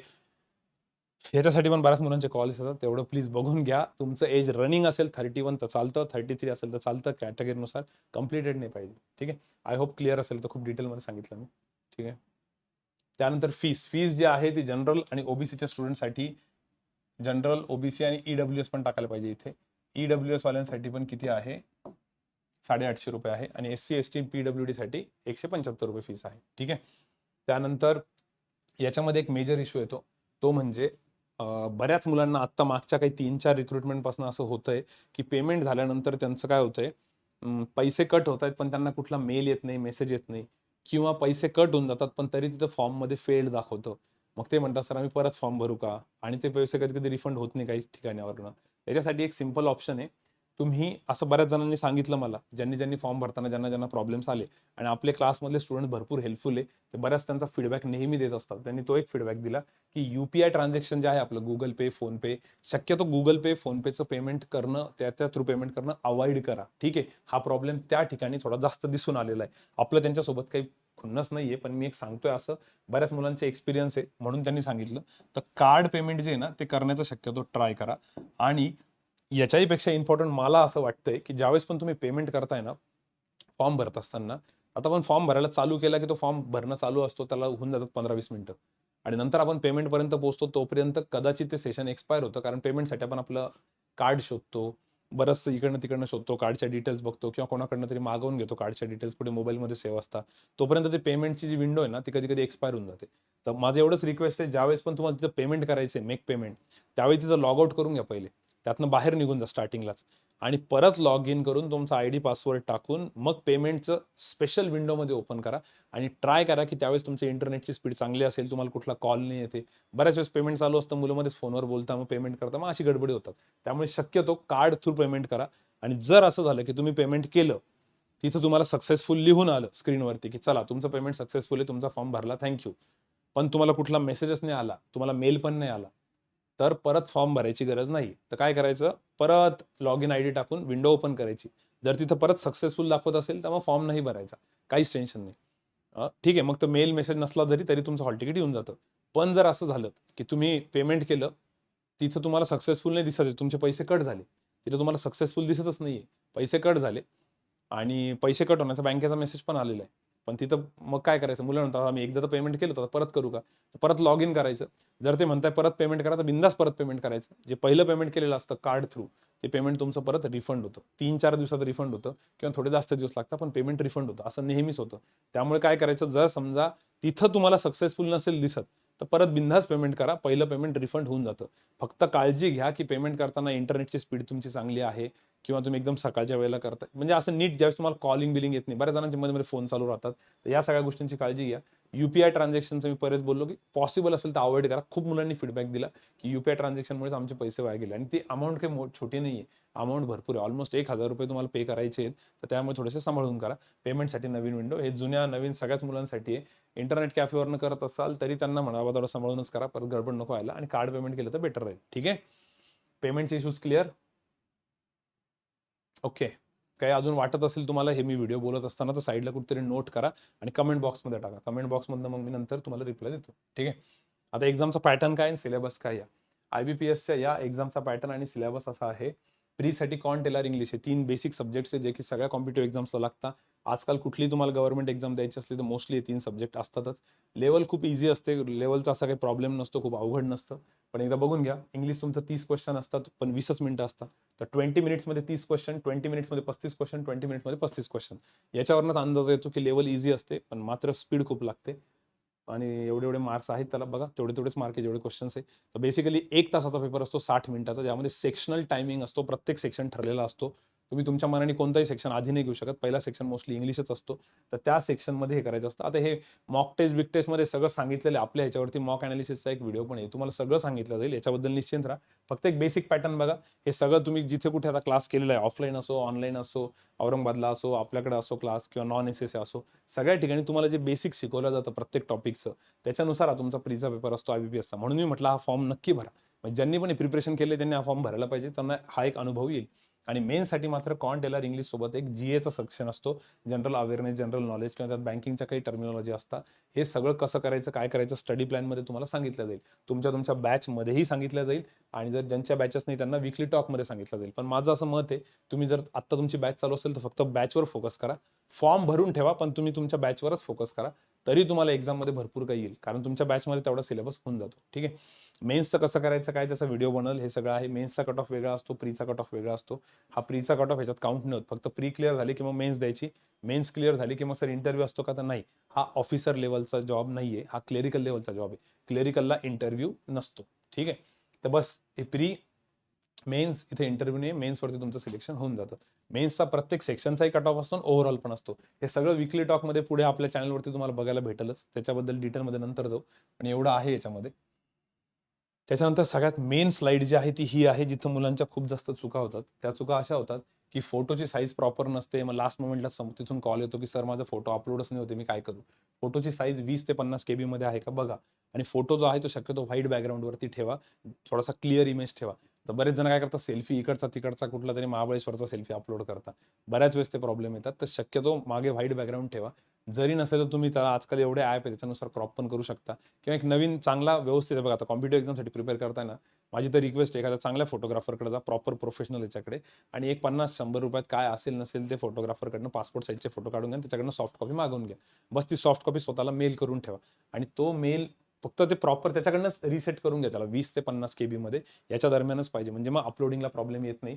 साईनची जी आहे विंडो ती 10 ते 20 आहे. साईन ब्लॅक कलरमध्ये करायची, व्हाईट पेपरवरती, लाईनवाल्या पेपरवरती नाही, व्हाईट ब्लँक पेपरवरती ती साईन करायची. त्याला पण क्रॉप करून घ्यायचं. बरेच मुलं त्याला स्कॅन करतात मोबाईलनी, तर मोबाईलच्या स्कॅनरमध्ये तुमच्या त्या ॲपचा पण लोगो येऊन जातो. तो लोगो प्लस तुमची साईन कळत नाही, तो साईन आहे का लोगो आहे का काय, गडबडून जाते. त्यामुळे ब्लँक पेजवर करा, क्रॉप प्रॉपर करा, आणि क्रॉप करताना साईन अशी क्रॉप करा की बाबा साईन एकदम कोपऱ्यात नाही गेली पाहिजे, प्रॉपर भरलेली पाहिजे. जेवढं तुम्ही इमेज अपलोड करताय त्याच्यामध्ये एक चांगल्या सुटेबल पोर्शनमध्ये तुमची साईन पाहिजे. एवढं का सांगतोय मी, कारण असे भरपूर एक्झाम्पल आहे ज्या मुलांच्या नंतर पेमेंटही झालं, एक्झामला गेले, एक्झामचं हॉल तिकीट पण आलं, पण त्या दिवशी त्यांचं लिस्टमध्ये नावच नव्हतं. असं खूप जणांचं झालेलं आहे, पुढे सांगतोच मी तुम्हाला. सो साईन व्यवस्थित बघा. लेफ्ट हँड थंब इम्प्रेशन, परत एक ब्लँक पेज पाहिजे. ब्लँक पेजवरती डाव्या अंगठा तुमचा नोंदवायचा. डावा अंगठा नसेलच एखाद्याला अनफॉर्च्युनेटली, तर मग उजवा चालतो. ठीक आहे, त्याच्यात सगळं दिलेलं आहे, पण डाव्या हातानेच करा. आणि लेफ्ट हँड थंब इम्प्रेशन घेताना प्रॉपर बघा हात वगैरे स्वच्छ आहे का. बऱ्याच वेळेस हाताला काही ना काहीतरी जखम झालेली असते, काही प्रॉब्लेम असतो आणि त्याच वेळेस आपण करतो, मग पुढे जाऊन परत त्याचा प्रॉब्लेम येतो. ते थोडंसं बघून घ्या, गडबड नको व्हायला. ते ब्लॅक किंवा ब्ल्यू इंकमध्ये करायचं left hand thumb impression, sign मात्र ब्लॅक इंकमध्ये. आणि हँड रिटन डिक्लेरेशन, आता हँड रिटन डिक्लेरेशन काय असतं हे या व्हिडिओच्या कमेंट बॉक्समध्ये आम्ही टेलिग्रामची लिंक टाकून देऊ, ज्याच्यामध्ये हँड रिटन डिक्लेरेशन असेल. याच्या याच्या नोटिफिकेशनमध्ये पण आहे, पण हे टेलिग्रामवरती अपलोड करू. हँड रिटन डिक्लेरेशनमध्ये फक्त एवढंच लिहिलेलं असतं की हे माझं नाव आहे, मी जेवढी माहिती दिली ती सगळी करेक्ट आहे, बरोबर आहे. ते स्वतः लिहायचं असतं, स्मॉल लेटर्समध्ये लिहायचं असतं, त्याला कुठे कॅपिटल लेटर्स नसतं लिहायचं. ठीक आहे, ते जसं जसं दिलेलं तसं तुमचं नाव कॅपिटलमध्ये लिहू शकतात तुम्ही, पण बाकीचं नाही कॅपिटलमध्ये लिहू शकत. तर हे हँड रिटन डिक्लेरेशन आहे, त्याचा मी एक स्क्रीनशॉट काढून तुम्हाला टेलिग्रामवर अपलोड करतो या व्हिडिओच्या खालीच, बरोबर तिथं तुम्हाला दिसून जाईल मला काय म्हणायचंय ते. एका ब्लँक पेजवर व्यवस्थित लिहून काढा, त्याच्यामध्ये डेट ऑफ बर्थ वगैरे टाकू नका. डेट ऑफ बर्थ डिक्लेरेशनमध्ये टाकायची नाहीये, डिक्लेरेशन कॅपिटलमध्ये ठेवायचं नाहीये. ठीक आहे, त्यानंतर तुमची सिग्नेचर जी असते ती कॅपिटल नका करू. एखाद्याचं समजा माझं नाव आहे शुभम आणि माझी सिग्नेचर पण शुभमच आहे, तर मी ती सगळी कॅपिटल नाही पाहिजे. हां, पहिले एखाद लेटर दुसरं लेटर कॅपिटल चालतं, पूर्णची पूर्ण नाही पाहिजे. ठीक आहे, याच्यामुळे पण बऱ्याच वेळेस मुलांचे फॉर्म रिजेक्ट झालेले, आणि हे फॉर्म रिजेक्ट झाल्यानंतर मग परत गडबड होऊन जाते, वेळ निघून गेलेली असते. त्याच्यामुळे हे फॉर्म भरताना नीट करा. त्यानंतर सगळ्यात महत्त्वाचा ॲप्लिकेशन फॉर्म जो आहे तुमचा, हा सगळ्यात शेवटी तुम्ही सेव्ह करा. तिथं तुम्हाला प्रिव्ह्यू येऊन जातो बघा, एकदा ह्याचा प्रिव्ह्यू घ्या तुम्ही, फॉर्म बरोबर आहे की नाही, आणि प्रिव्ह्यू नंतर मग तुम्ही पेमेंट केलं की त्याचं एक फॉर्म तुम्ही परत सेव्ह करू शकता. तर सेव्ह आठवणीने करा, कारण याच्या अगोदर असे बऱ्याच जणांचं झालेलं आहे. आता एक आदित्य वाघमारेचं झालं होतं, हे एक्झाम्पल मी नेहमी देतो. LICचा फॉर्म होता त्याचा असिस्टंटचा, आणि त्याचा फॉर्म त्याचा ना हॉल तिकीटच नव्हतं आलं, काहीतरी प्रॉब्लेम झाला होता. तर त्याने IBPSला मेल केला होता की बाबा माझं हॉल तिकीट नाही आहे, मी काय करू. IBPS वाल्यांनी सांगितलं होतं की तुम्ही एक काम करा, तुम्ही जो फॉर्म भरला होता त्याचा आम्हाला PDF अटॅच करून पाठवून द्या, आम्ही तुमचं हॉल तिकीट जनरेट करून तुम्हाला देतो. तर याचं म्हणणं होतं माझ्याकडे फॉर्मच नाही, मी ऍप्लिकेशन फॉर्म सेमच नाही केला. मग फॉर्म सेव्ह नव्हता म्हणून त्याला एक्झाम नाही देता आली. आता नशीब की त्याच्या बाकी एक्झाम निघाल्या, तो आज ग्रामीण बँकेत ऑफिसर आहे. पण जर का त्याची ती एक्झाम नसती निघाली, ही एक्झाम खूप इम्पॉर्टंट असतं, तर प्रॉब्लेम झाला असता. त्यामुळे शक्यतो फॉर्म सेव्ह करून ठेवा, कधी कधी फ्युचरमध्ये लागू शकतं. त्यानंतर पूजा निळे एक स्टुडंट होती, तिच्या सिग्नेचरचा असाच प्रॉब्लेम झाला होता. तिने त्याच सिग्नेचरवरती 8-10 पेपर दिले होते, पण नेमकं SBIच्या पेपरला तीच सिग्नेचर अपलोड केली होती, काहीतरी सिस्टीममध्ये प्रॉब्लेम झाला. असं बऱ्याच वेळेस होतं की सिग्नेचर अपलोड करताना इंटरनेटचा थोडासा प्रॉब्लेम असतो, म्हणजे सिग्नेचर व्यवस्थित अपलोड होत नाही, ते कसं तरी एक्सेप्ट करून घेते सिस्टीम. आणि नंतर जेव्हा तुमचं हॉल तिकीट येतं, तर हॉल तिकीट आल्यानंतर जेव्हा परत एक लिस्ट येते एक्झाम सेंटरवाल्यांकडे की बाबा हे मुलं आज पेपर देणार आहे, त्याच्यामध्ये तिचं नावच नव्हतं. आणि त्या पेपरला तिच्यासोबत मी पण होते तिथे, आणि ती म्हणत होती सर तुम्ही काहीतरी बोला. मी त्यांना बोललो म्हणते ना आम्ही काहीच नाही करू शकत. आणि त्या सरांना मी हे पण बोललो होतो तिथे, म्हटलं सर हिने आता काही दिवसापूर्वी RBIचा पेपर दिला, सेम सिग्नेचर होती. ते म्हणे RBI डिफरंट आहे, SBI डिफरंट आहे, काही नाही करू शकत. असं त्यांनी उत्तर देऊन मला हे केलं, पण दुसरं काही ऑप्शन नव्हतं तिथे. प्रसाद म्हणून एक होता, त्यांनी एक्झाम सेंटर टाकताना चुकून औरंगाबाद टाकायच्या ऐवजी 40 गाव टाकलं होतं. आता जळगाव टाकलं होतं. आता जळगावला पण आयॉन डिजिटल सेंटर आहे, आणि औरंगाबादला पण आयॉन डिजिटल सेंटर आहे TCSचं. आणि पेपरला तो गेला आयॉन डिजिटलला त्या दिवशी, त्यांनी फक्त आयॉन डिजिटल बघितलं, तारीख बघितली, गेला पेपरला. तिथं गेल्यावर कळालं त्याचं जळगाव सेंटर आहे. मग त्यांनी फोन केला, सर मग जळगाव लागला, असं कसं काय झालं, तुम्ही यांना काहीतरी बोला. तिथं मी काहीच नाही बोलू शकत. भले आमचे थोडीफार तिथं ओळख आहे, ते लोक ओळखतात आम्हाला की यांचे स्टुडंट्स येतात दरवेळेस, काहीच नाही बोलू शकत. ते म्हणे सर याचा ऍप्लिकेशन फॉर्म चेक करा तुम्ही, त्यांनी जळगाव टाकलेलं असेल. ऍप्लिकेशन फॉर्म चेक केला, त्यावेळेस जळगाव टाकलेलं होतं. त्यावेळेस खूप जुनी गोष्ट आहे, चुकून झालं होतं त्याच्याकडनं. एका मुलीने महाराष्ट्र टाकायच्या ऐवजी चुकून मणिपूर टाकलं होतं. SBIचा पेपर होता, तिचा नंबर पण माझ्याकडे मणिपूर म्हणून सेव्ह आहे. राधिका सिलेक्ट झाली ती आता, राधिका म्हणून. मणिपूरला पेपर लागला होता तिचा, मणिपूरला चुकून महाराष्ट्राच्या ऐवजी मेन्सचं सेंटर मणिपूरला आलं होतं. म्हटलं कसं शक्य, नाही गेली ते पेपरला, जाऊच शकत नव्हते मणिपूरला, का जाऊ, कारण त्याच्या आजूबाजूला भरपूर पेपर होते. मग आम्ही तो पेपर स्किप केला. SBIचा पेपर होता त्यावेळेस, त्याचा स्टार्टिंगलाच बॅच चालू असताना. असे खूप इश्यूज होतात मुलांचे. त्यामुळे फॉर्म भरताना नीट भरा, आणि फॉर्म भरल्यानंतर पण सगळ्यात शेवटी ते तुम्हाला प्रिव्ह्यू करायला लावतात. सगळ्यात शेवटी ते तुम्हाला विचारतात की हे सगळं बरोबर आहे का, एकदा चेक करून घ्या, त्याच्याशिवाय पेमेंट करायचं नाही. आणि जर तुम्हाला तुमची काही चूक आढळली, त्याच्यामध्ये खूपच मेजर चूक तुम्हाला आढळली आणि तुम्ही पेमेंट नाही केलेलं, तर परत लॉग इन करायचं, दुसरं सेपरेट लॉग इन करायचं, नवीन परत फॉर्म भरायला चालू करायचा, नवीन पासवर्ड येऊन जातो, नवीन फॉर्म भरायला चालू करायचा. मग सर पहिला फॉर्म काही होत नाही, तुम्ही 10 पण फॉर्म भरू शकता, 10 पेमेंट करून. तो जो तुमचा लास्ट फॉर्म असतो तो सबमिट होतो, म्हणजे तो एक्सेप्ट केला जातो, कारण सगळ्या डिटेल्स सेमच असतात ना. तुम्ही 2 जरी फॉर्म भरले, सगळं सेम सर, फक्त माझं एज मी चुकून 28 टाकलं, मला 29 करायचंय, किंवा माझी डेट ऑफ बर्थ मी चुकून 94 टाकली, मला 95 करायची, बिंदास परत फॉर्म भरायचा. पेमेंट करावं लागतं, जर पेमेंट नसेल केलेलं तर, म्हणजे आधी जर पेमेंट असेल तर डबल पेमेंट करावं लागतं, पैसे तर जातात तुमचे. तुम्ही किती जरी फॉर्म भरले तर तुमचा जो लास्ट फॉर्म असतो तो एक्सेप्ट होतो. ठीक आहे, कळालं. तर पेमेंट त्या केसमध्ये रिफंड नाही होता बरं का, जर तुम्ही नवीन फॉर्म भरलं तर. सेम ID वरनं डबल पेमेंट केलं तर मग पेमेंट रिटर्न येतं. तर कळालं. त्यामुळे फॉर्म भरताना ना आम्हाला असे खूप अनुभव दिसलेले मुलांचे आणि खूप वाईट वाटतं की त्या मुलीची आता मेन्स होती, त्या मुलीचं सिलेक्शन राहून गेलं. एकीचं तिथं पेपरच्या दिवशी ती तिथं आली पण तिला पेपर नाही देता आला.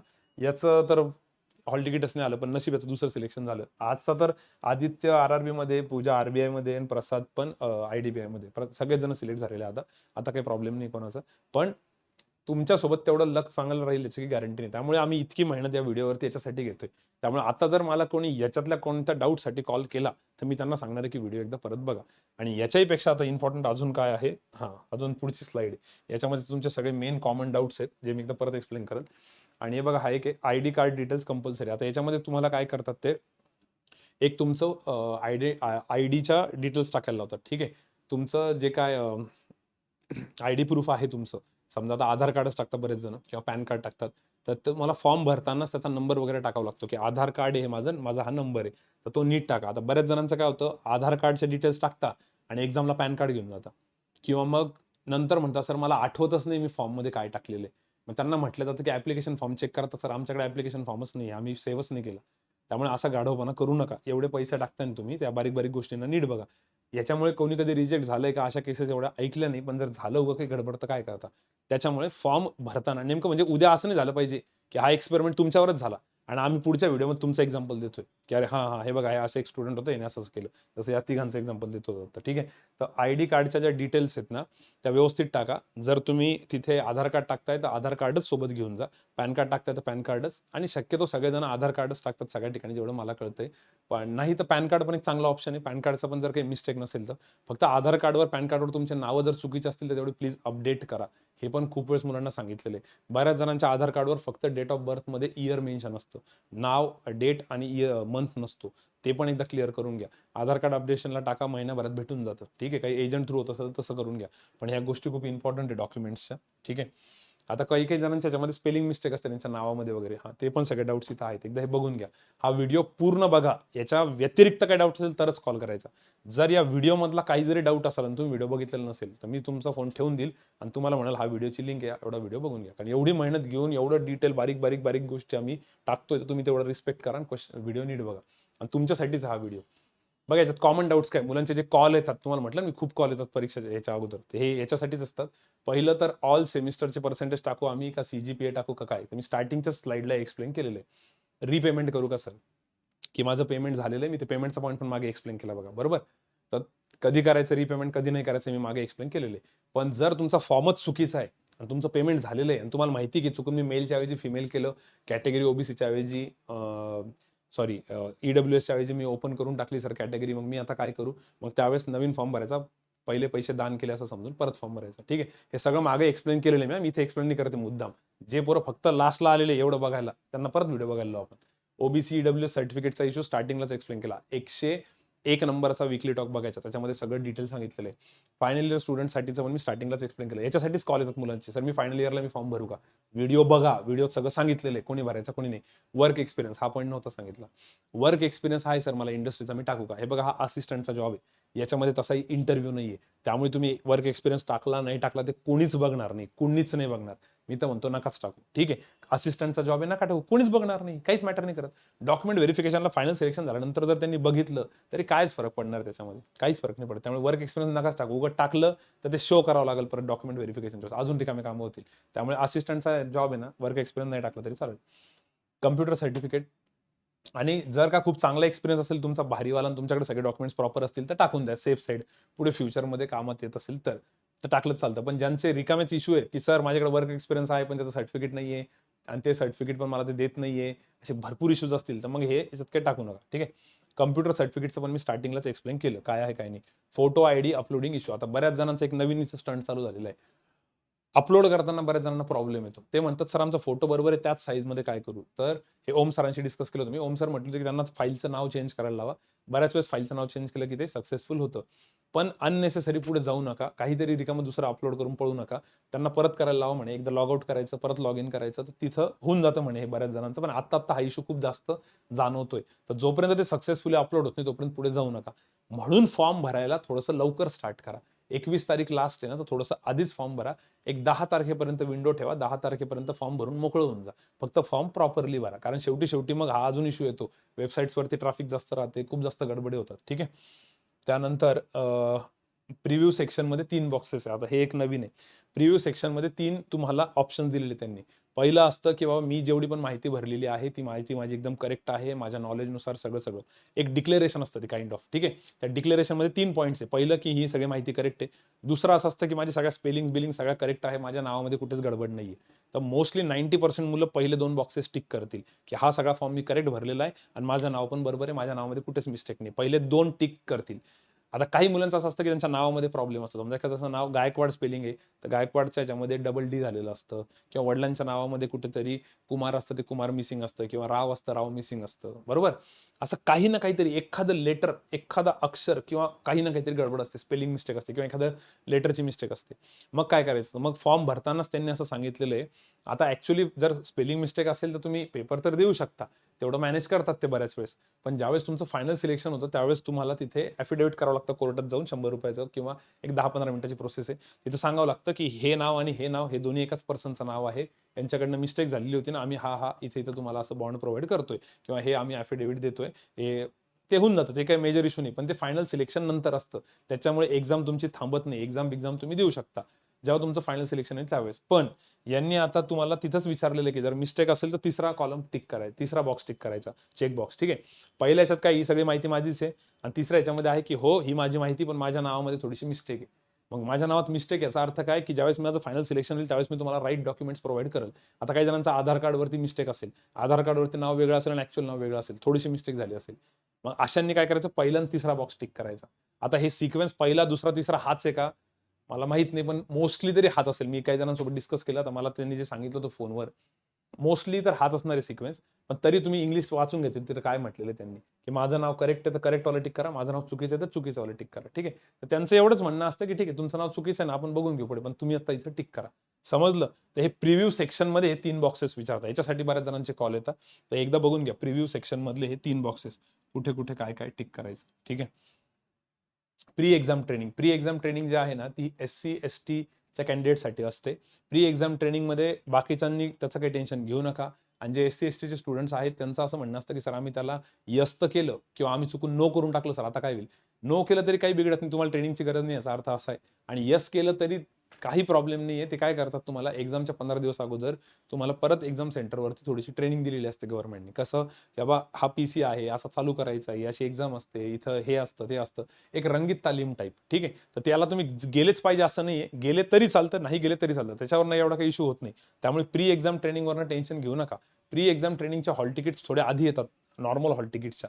तर मुलं तिथं कन्फ्युज होऊन जातात की यांचे हॉल तिकीट आले, आमच्या नाही आले. अरे ते त्यांचे आलेले आहेत, त्यांचे पण ओरिजिनल हॉल तिकीट परत येत असतात. हे फक्त प्री एक्झाम ट्रेनिंगचे वेगळे असतात. हे फॉर्म भरताना तिथे लिहून येतात की तुम्हाला प्री एक्झाम ट्रेनिंगची गरज आहे का. तर तिथं यस नो केलं तरी एवढं काही मॅटर करत नाही. समजा तुम्ही यस केलं आणि तुम्ही गेलेच नाही तिथे तरी चालतं, काही मॅटर नाही करत. ठीक आहे. मॅरेज नेम इश्यूज, आता बऱ्याच मुलींच्या नावं चेंज होतात. लग्नानंतर वडिलांचं नाव नसतं, तिथं हस्बंडचं नाव असतं. काही मुलींना खूपच घाई असते, तर लगेच लग्नानंतर 2 महिन्यात सगळे डॉक्युमेंट चेंज करून घेतात. म्हणजे म्हणतात आता आम्ही काय करू. शक्यतो सगळ्या फॉर्ममध्ये वडिलांचंच नाव टाकत राहायचं, आणि तुम्ही मॅरिड आहात याचं प्रूफ म्हणजे तुमचं मॅरेज सर्टिफिकेट शो करायचं तुमच्या सिलेक्शन नंतर. ठीक आहे. पण सर मॅरेज सर्टिफिकेट नसेल तर आता अप्लाय करून टाका, आता लगेच कुठे लागणार आहे, ते तुमच्या सिलेक्शन नंतर लागेल. पण सर आम्ही जो फॉर्म भरलेला आहे त्याच्यामध्ये आम्ही वडिलांचं नाव टाकलेलं आहे आणि आमच्याकडे जे आधार कार्ड आहे त्याच्यावर हस्बंडचं नाव आहे, तर मग काय करायचं. तर तुमचं आधीचं जे आधार कार्ड आहे ना त्याच्यावर तर वडिलांचं नाव असेल तर ते आधार कार्ड घेऊन जायचं. आता काही मुलींचं असं असतं की आधीचं आधार कार्ड हरवलं माझं, आताच्या आधार कार्डवर हस्बंडचं नाव आहे, फॉर्ममध्ये वडिलांचं नाव आहे, काय करू. मॅरेज सर्टिफिकेट सोबत घेऊन जा त्याचं प्रूफ म्हणून तरी चालतं. तर पण मॅरेज सर्टिफिकेट पण नाहीये, मग काय करू. मग पॅन कार्ड असेल तुमच्याकडे, कुठलं तरी डॉक्युमेंट असेल, कम ऑन, असं काहीतरी करावं लागेल. ठीक आहे. आणि जर ते पण नसेल सर, तर मग मुश्किल आहे. आता एक्झामला तुम्हाला त्यांनी अलाव केलं पाहिजे, तर तुम्हाला काहीतरी रिक्वेस्ट करून करावं लागेल की फक्त वडिलांचं नाव चेंज आहे म्हणून असं. पण शक्यतो मॅरेज सर्टिफिकेटसाठी पण अप्लाय करा, ते सेफ साईड काढूनच ठेवा. मुलींच्या केसमध्ये असा प्रॉब्लेम येतो. मॅरेज सर्टिफिकेट दाखवलं की तुमचे सगळे इश्यू सॉर्ट आउट होतात. आणि वडिलांच्या नावाचंच जर असेल सगळं, आता काही मुली असतील की आम्ही तर मॅरिड आहे पण आमच्याकडे हस्बंडच्या नावाचे डॉक्युमेंट नाही, सगळे वडिलांचेच आहे, तर राहू देते, काही बिघडत नाही. वडिलांच्या नाव असले तरी चालतात, सिलेक्शन नंतर तुम्ही चेंज करू शकता, काही प्रॉब्लेम नाही. मॅरिड टाकून द्यायचं तिथे, डॉक्युमेंट दाखवून होऊन जातं. ठीक आहे.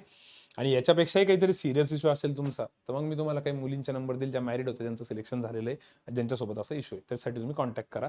जर खूप मेजर इश्यू असेल तर, नाही तर इथं सॉर्ट आउट झाला असेल तर इथं संपवून टाका. डेट ऑफ पासिंग, बऱ्याच जणांचं हेच म्हणणं आहे की सर आम्ही डेट ऑफ पासिंग फॉर्म भरताना ही टाकली पण आमच्या डिग्रीवरती दुसरीच आली, काय करायचं? तसं होतं बऱ्याच जणांचं, कारण डिग्रीवरती त्या दिवसाचे ज्या दिवशीची हे झालेले, तेवढं मॅनेज करायचं. तर डॉक्युमेंट्स व्हेरिफिकेशन असताना समजावून सांगायचं की असं असं झालं म्हणून, पण आमचा रिझल्ट मात्र आधीच लागला होता, त्याचा प्रूफ तुम्हाला दाखवावं लागेल. ठीक आहे. काही जणांचं असं होईल की मला फॉर्म तर भरायचाच आहे सर, रिझल्ट लागतच नाही आमचा, आपण शेवटी लागून जाईल तर आम्ही काय करू? तर ज्या दिवशी तुमचा लास्ट पेपर झाला त्याची डेट ऑफ पासिंग टाकून फॉर्म भरून टाकला तरी चालतो. नंतर जस्टिफाय करता येतं की रिझल्ट आधी लागलेला होता आमचा, फक्त डिग्री नव्हती आलेली. ते लक बाय चान्स झालं तर झालं, नाही झालं तर वाईट नाही वाटू द्यायचं, फक्त जर त्यांनी फायनल सिलेक्शन मधून काढून टाकलं तर. पण आता तेवढी रिस्क तर घ्यावीच लागेल, कारण काही ठिकाणी ते अलाव करतात पण. ठीक आहे. हा पण पॉईंट मी ऑलमोस्ट आधी एक्सप्लेन केलेला आहे लास्ट इयरच्या स्टुडंटसाठी. बँक प्रेफरन्सेस पहिल्या स्लाइडमध्ये एक्सप्लेन केले एकदम डिटेलमध्ये. त्याच्यातही काही डाऊट नसेल तर चुपचाप तेच टाका, काही डाऊट असला तर कमेंट बॉक्समध्ये टाका. कमेंट बॉक्समध्ये काही वेगळी कमेंट असेल आम्हाला जी इथं नाही क्लिअर झाली तर आम्ही मेन्शन करू. आता मुलं कमेंट बॉक्समध्ये पण लिहितात की सर प्री एक्झाम ट्रेनिंग काय? आता ह्याच्यात सांगितलेलं ना, व्हिडिओ बघतच नाही, तर त्याच्या कमेंटला आम्ही काही रिप्लाय देणार नाही. आणि नंबर ऑफ अटेम्प्ट्स विचारता. आता ही जी रिक्रुटमेंट आहे क्लेरिकलची IBPSची, ही 12वी रिक्रुटमेंट आहे, 12वी. ठीक आहे. रोमन मध्ये असतं ते, रिक्रुटमेंट नंबर 12. ठीक आहे. आता जर समजा तुम्ही मागचा अटेम्प्ट दिलेला असेल तर त्याच्यात कसं असतं, तुम्ही मागचा अटेम्प्ट जर दिलेला असेल तर नंबर ऑफ अटेम्प्ट ते विचारता किती, तर शक्यतो प्रीचे अटेम्प्ट कन्सिडर नाही करत, ते मेन्सचे कन्सिडर करतात. जर तुम्ही मागच्या वेळेसची मेन्स दिलेली असेल तर बरेच मुलं म्हणतात सर आम्ही एक मेन्स दिलेली आहे, मग ते काय करतात, रोमन मध्ये जाऊन एक चेक करता. रोमन मध्ये एक जे आहे ते सिलेक्ट करता. एक नका सिलेक्ट करू, तुम्ही एक मेन्स दिलेली आहे आणि ती मेन्स जर मागची असेल तर मागची कोणती आहे? हा 12वा अटेम्प्ट आहे ना IBPS क्लर्कचा, म्हणजे हा 12वा पेपर आहे त्यांचा, मागच्या वर्षीचा 11वा असणार आहे, तर तुम्हाला हा सिलेक्ट करावा लागेल. तिथं पूर्ण असतं 1 ते 12, तर तुम्ही एक नंबर नका सिलेक्ट करू. किंवा आता किती देतात काय माहिती, त्यांच्या तुमच्या फॉर्मनुसार असेल, ते तुमच्या एजनुसार ते बरोबर काउंटिंग करत असेल. तर बेसिकली जर तुम्ही मागच्या वर्षीचा अटेम्प्ट दिलेला असेल तर तुम्हाला IBPS क्लर्क 11 सिलेक्ट करावं लागेल, आणि त्याच्या मागच्या वर्षीचा दिलेला असेल तर IBPS क्लर्क 10. सर दोन्ही दिलेले असतील तर तिथं 2 सिलेक्ट करायचं आणि 2 मध्ये जाऊन हे 2 सिलेक्ट करायचे. ठीक आहे. आणि याच्यावरती अटेम्प्ट काहीच मॅटर नाही करत. अटेम्प्टनुसार तुमचं सिलेक्शन होईल किंवा रिजेक्शन होईल असं काही नसतं. अटेम्प्टमध्ये तुम्ही नो जरी केलं तरी चालतं, आणि यस जर केलेलं असेल तर यस करताना किती करताय तुम्ही मागचा त्याच्या अटेम्प्ट चेक करा. ते रोमन मधले 1 2 ते नका काउंट करू. रोमन मधले 1 आणि 2 म्हणजे 2011 2012ची गोष्ट आहे. क्लिअर? तर नंबर ऑफ अटेम्प्टचा एवढा इश्यू नाहीये. तुम्ही तिथे 0 जरी टाकलं तरी काही फरक नाही पडत. त्याचं टेन्शन घेऊ नका. अटेम्प्ट्सवरनं कोणाचा फॉर्म रिजेक्ट होत नाही. कळालं?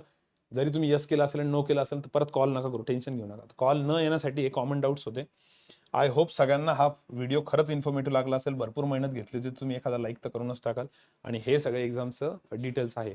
आता हे सगळे तुम्हाला आपल्या यूट्यूबवरती तर आहेत, आपलं टेलिग्राम चॅनल आहे शुभम सर्स अकॅडमी नावाचं, त्याच्यावरती हा व्हिडिओ तुम्हाला दिसेल. या व्हिडिओच्या खाली याची सगळ्यात पहिले आम्ही IBPS क्लर्कचं नोटिफिकेशन टाकू. नोटिफिकेशनच्या खाली हा व्हिडिओच्या खाली बँकेचे प्रेफरन्सेस, त्याच्या खाली डिक्लेरेशन सगळं तिथं प्रोव्हाइड केलेलं असणार आहे. तर हा व्हिडिओ बघायचा आणि हे सगळं एका साईडला सेव्ह करून ठेवा. कारण आज तारीख आहे 3, कदाचित आज मुलं फॉर्म नाही भरणार, 2-3 दिवसांनी भरतील, 4-5 दिवसांनी भरतील. तर कुठेतरी हे सगळं सेव्ह करून ठेवा आणि तुमचा फोटो, तुमचं सिग्नेचर, तुमचं लेफ्ट हँड थंब इम्प्रेशन आणि तुमची हँड रिटन डिक्लेरेशन, ह्या सगळ्या गोष्टी ज्या आहेत ना त्या स्वतःला मेल करून ठेवा. हे बघा, या 4 गोष्टी प्रत्येक फॉर्ममध्ये 4 गोष्टी लागतात. आपले जेवढे पण व्हिडिओ त्यामध्ये आमची स्लाइड फिक्स आहे, चेंज करत नाही. हे सगळं साईन बिन सगळं सेमच असतं, हे नावही सेम असतं मुलांचे. फोटोग्राफ, सिग्नेचर, लेफ्ट हँड, हे सगळं स्वतःला मेल करून ठेवा, कारण हे प्रत्येक ठिकाणी लागतं. फॉर्म सेव्ह करून ठेवा. नवीन मुलांसाठी मी एवढी जास्त मेहनत घेतली, कारण त्या मुलांना खूप डाऊट्स येतात. त्यामुळे नवीन ऑनलाईन बॅचचे 11वी बॅच असो, 12वी बॅच असो, कुठलीही बॅच असो, ऑफलाईनचे स्टुडंट असो, सगळ्यांनी हा व्हिडिओ बघा आणि त्याच्यानंतरच फॉर्म भरा. कदाचित फॉर्म भरताना होणाऱ्या चुका तुमच्या अवॉइड होतील. ठीक आहे. बरेच जण डायरेक्ट इंटरनेट कॅफेवाल्याकडे जाऊन सांगतात, त्याचं काही चूक नसते, पण त्याला कधी कधी काही गोष्टी नसतात माहिती. तर ते हा एकदा गोष्टी क्लिअर करा आणि मग बघा. ठीक आहे. आणि लास्ट दिवसापर्यंत थांबू नका. 21 तारीख लास्ट आहे, तुम्ही 15 तारीखच लास्ट पकडून त्याच्या अगोदरच फॉर्म भरा. मी तर म्हणतो 10 तारीखच लास्ट पकडा आणि थोडासा वेळ काढा. एकदा, आणि हा फॉर्म शक्यतो स्वतः भरा, म्हणजे तुम्हाला या गोष्टी शिकायला भेटतील. कारण बँकेचा आता सीझन चालू होतो, इथून पुढे 10-15 एक्झाम तर आहेच या वर्षामध्ये, आणि त्यासाठी तुम्हाला पैसे तेवढे काढून ठेवावेच लागतात. तर त्यामुळे सगळ्या गोष्टी स्वतः शिकून घ्या, कसं असतं काय असतं. आय होप सगळ्यांचे सगळे डाऊट्स क्लिअर झाले असतील. काही डाऊट्स राहिले असेल तर प्लीज कमेंट बॉक्समध्ये टाका. मी तुम्हाला रिप्लाय करण्याचा लवकरात लवकर प्रयत्न करेल. जसं किंवा वैभव सर असतात आमचे, ते रिप्लाय करतील. आणि खूपच अर्जंट असलं तरच कॉल करा, अदरवाईज प्लीज कॉल नका करू, कारण ऑलरेडी खूप कॉल येतात. तेवढे अवॉइड करण्यासाठीच मी हे सगळं सांगितलं. ठीक आहे, करायचं मग स्टॉप. प्लीज व्हिडिओला लाईक करून टाका आणि शेअर करा. बाकीच्या मित्रांनाही सांगा, त्यांची मिस्टेक नाही होणार. मी इकडनं बंद करतो. आणि नवीन बॅचेस बघा खाली दिलेले, नवीन बॅचेस स्टार्ट होत आहे. पण नवीन बॅचेस बद्दल एक मला बोलायचं आहे. बऱ्याच जणांना असं वाटतं की त्यांनी आता हे बघितलं असेल इथे की नवीन ऑफलाईन बॅच चालू होती, नवीन ऑनलाईन. ही बॅच या एक्झामला टार्गेट म्हणून कधीच नसते. कोणत्याच ठिकाणी असं होत नाही. कारण की या एक्झाम्सला प्रिपरेशनला 3-4 महिन्यांची, 4 महिन्यांची तर बॅचच असते. 4 महिन्यांच्या बॅच नंतर तुमचं थोडंसं सेल्फ स्टडी असते, आणि मग तुमचं पुढचं म्हणजे 2-3 स्टेज असते. एक असते क्लासरूम टीचिंग, एक असते सेल्फ स्टडी त्याच्यानंतरची, आणि मग एक असते मॉक टेस्ट, अनालिसिस, त्याच्यामध्ये तुमचं interview preparation, group discussion preparation. तर याला बराच असा वेळ लागतो. त्याच्यामुळे कुठली पण अशी जर बॅच स्टार्ट होते, आता भले इथं ऑनलाईन ऑफलाईन बॅच आम्ही सांगितलेली, पण ह्या बॅचचं जर तुम्ही प्रिपरेशन करता या बॅचमधनं, तर तुम्हाला पुढच्या एक्झाम्सला फायदा होणार आहे. लगेच इमिजिएट या 3-4 महिन्यातल्या एक्झामला फायदा नाही होणार. त्या एक्झाम देऊ आपण, त्याचा एक्सपिरियन्स घेऊ, पण त्या एक्झाम क्रॅकच होईल याची गॅरंटी नाही, आणि तसं कधी करायचं पण नाही.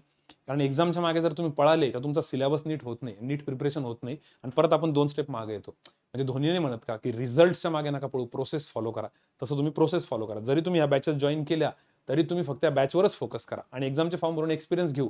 पण एक्झाम क्रॅकच करायचे म्हणून जास्त गडबड नका करू. तशी जर गडबड केली तर मग ते मी जे आता बोललो की प्रोसेस फॉलो करायला पाहिजे, रिझल्ट नाही, धोनी जसं म्हणतो किंवा बरेच जण म्हणतात. ठीक आहे, चला मी इकडनं व्हिडिओ बंद करतोय. थँक्यू सो मच व्हिडिओला लाईक केल्याबद्दल. पण लवकरच भेटू आपण विकली टॉकमध्ये. विकली टॉकमध्ये सगळा स्टडी प्लॅन आणि डिटेल्स येऊन जातील याच्या. चलो, बाय बाय, थँक्यू.